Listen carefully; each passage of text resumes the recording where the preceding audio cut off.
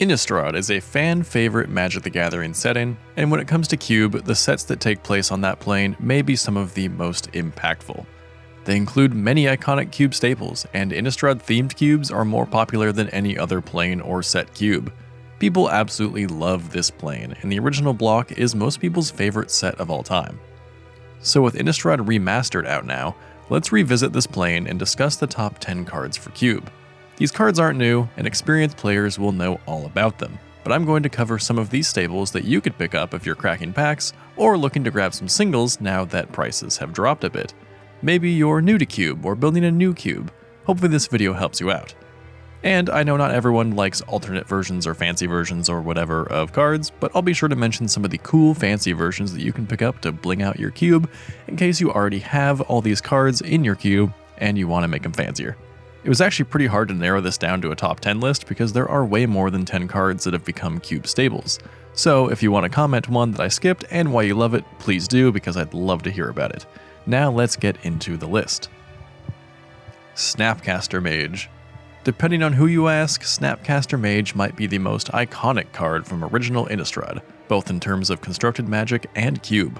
It's been good in basically every format at some point. For 2 mana, you get a 2/1 creature with flash, and when it enters the battlefield, it gives an instant or sorcery card in your graveyard flashback until end of turn. When a Snapcaster is in your hand, a spell from your graveyard is just a 2 mana tax away from being cast again. This is obviously great with counterspells, but it's also nice in combat since you can flash in the Snapcaster as a blocker and get a removal spell out of your graveyard, completely blowing out your opponent's attack. In terms of cube, it fits into a spells deck or control deck, but also plays well in a blink deck so you can reuse its ability. In Innistrad Remastered, this card is only available in the retro frame, which also happens to be the cheapest version, though not by much. The price of this card is at an all-time low of around $15 to $20, although it's been around this price before, so now is still a great time to pick up this card for Cube in any form if you haven't already. Griselbrand. Griselbrand is a famous reanimation target, and after all these years, still one of the best. At 8 mana, 4 of it being black, very few decks are interested in hardcasting it. No, you want to dump this into your graveyard early and bring it back with something like Reanimate or Animate Dead. It's a 7/7 with flying and lifelink and the ability to pay 7 life to draw 7 cards. All things considered, that's a great price for 7 cards. If this gets removed as soon as you put it into play, you're still happy about those cards. But if you do get to attack, you get that 7 life right back.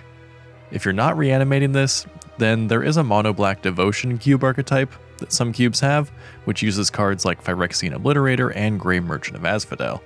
If you're running that, those 4 black pips are going to be great. Innistrad Remastered will let you pick up Griselbrand in Old Border for the first time, or in this controversial horror movie poster style. No matter which version you pick up, you'll be spending somewhere between $5 and $15, and the high end of that is the Judge promo, so feel free to bling out your Griselbrand on the cheap. Faithless Looting. Faithless Looting is so infamous that it's previously been the subject of a banning in Modern. This simple sorcery costs 1 mana to draw 2 cards and discard 2 cards.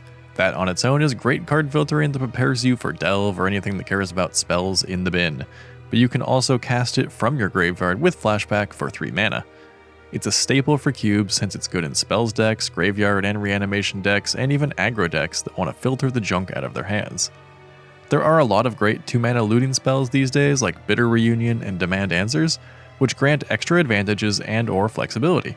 But Faithless Looting's 1 mana initial cost and flashback ability will always give it a lot of points for cube and even other formats. As a common, this card can generally be picked up for under $1, and you have your choice of versions: the modern border, the M15 border, the new art, the retro frame, the controversial Strixhaven version, even the Japanese Strixhaven version, white bordered, and of course full art. Pick up whichever version suits you, although Innistrad Remastered only has the original art in the M15 card frame. Lingering Souls. Lingering Souls is another card with flashback, and it's been a long time cube staple as one of the best token makers out there.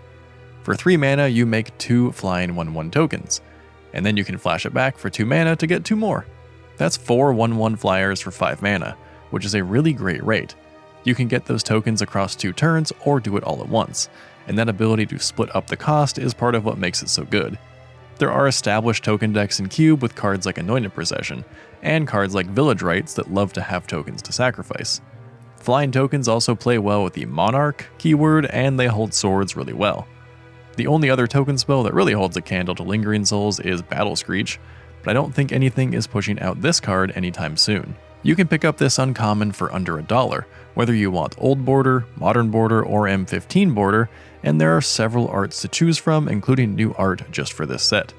Personally, I use the 2012 Friday Night Magic promo, which is a little bit of bling for just over $1. Craterhoof Behemoth. Craterhoof Behemoth is a favorite finisher for cubes. It asks for a green-based go-wide deck, but in 1v1 just a few creatures is all it takes. It's an 8-mana 5/5 with haste that gives creatures you control trample and +X/+X, where X is the number of creatures you control. And all of that applies to itself as well, does not say other creatures. If it resolves, it's basically the end of the game, so you want to ramp into this and cast it with a few big creatures out or a wide field of tokens. That flexibility and ability to end the game make it a great cube card, and while there have been some imitators, they are never quite as good as the Hoof. Like Snapcaster, this card is only available in the retro frame in Innistrad Remastered. The card has been steadily dropping in price from above $50 over the last few years, and can now be had from between $25 to $35, with the cheapest being this retro version.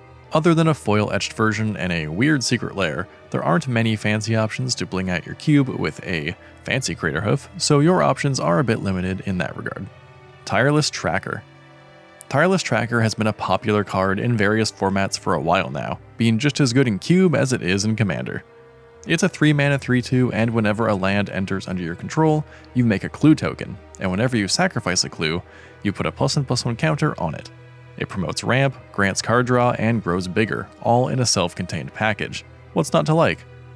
Even with powerhouse efficient 3-drops like Sentinel of the Nameless City, that card draw that Tireless Tracker provides is super important and is what makes it so good in Cube. This card once fluctuated between $5 to $15, but thanks to a ton of reprints in Commander sets since then, it has steadily dropped down to a bulk rare, and can be had for under $1.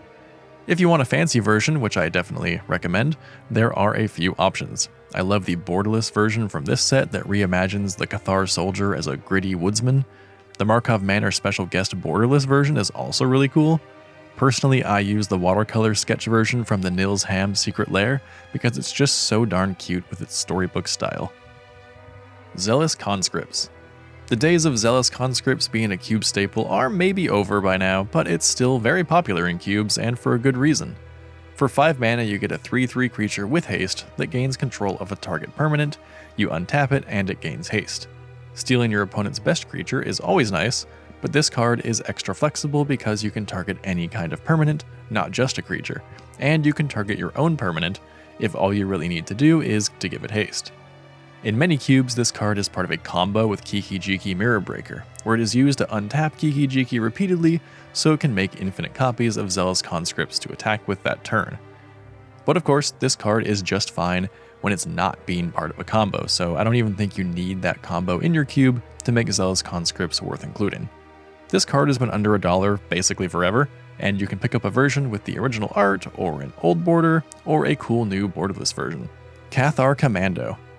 There really have been a lot of great artifact and enchantment removal creatures in recent years, but the one that has been killing it in Cube is Cathar Commando. As opposed to Loran, Outland Liberator, or Reclamation Sage, this card has Flash, which adds a ton of flexibility and utility beyond being just a disenchant on a stick. Obviously, Flash is good. That combined with the 3/1 stats make this a great surprise blocker if you don't have anything to remove. It trades up really nicely. If you do want to destroy an artifact or enchantment, those stats make this a good aggro card that you can play while you're waiting to crack it. This and Outland Liberator are good because they let you play out your creature and threaten the activation. So this card isn't going to be dead in your hand, because there's nothing wrong with just playing it to have a creature. And again, that flash makes it great, because you can flash this in on your opponent's end step if you only have 2 mana up, then activate it on your turn after you untap. That flexibility has made this card a modern cube staple. You can pick this card up in the normal frame, old border, white border, or the double feature frame if you really want to, all for just a few cents. Collective Brutality. All of the Escalate cards are really cool, I love that design, but Collective Brutality was always destined to be the only truly good one, since its additional modes don't cost any mana. Instead, you just have to discard cards.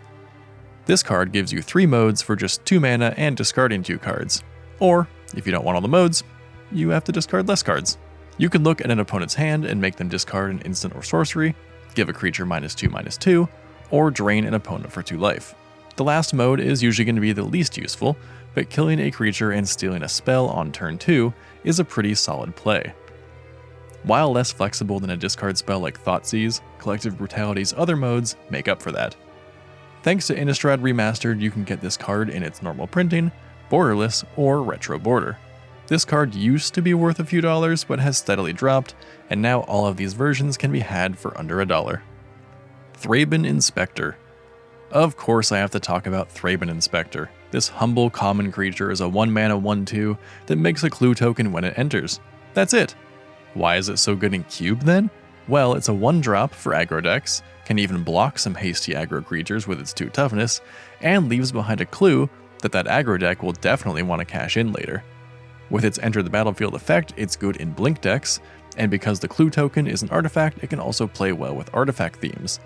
And again, of course, the clue token is a token, so if you have any sort of tokens deck, then this could potentially synergize as well. This card can be acquired for just a few cents since it's just a common that has been reprinted a couple times, and you can also get it in Retro Border, a Secret Lair version, or a new borderless version from Innistrad Remastered that I think looks pretty nice. This card, fun fact, was actually so good they made 2 of them, so if you want to run what is essentially a second copy without breaking Singleton, then you can play Novice Inspector as well. Nice. This video only scratched the surface of great cube cards from all of the Innistrad sets. These 10 cards and many more were reprinted in this set and can now be picked up for cheaper than ever if you're just buying singles. Let me know in the comments what your favorite cube cards from this set are, and if you're using this set as an opportunity to pick up a cube staple or a fancy version of a card that you already have. I know I'm going to be picking up some of these, that's for sure. And don't forget to subscribe to Masonzero MTG for more cube content like this.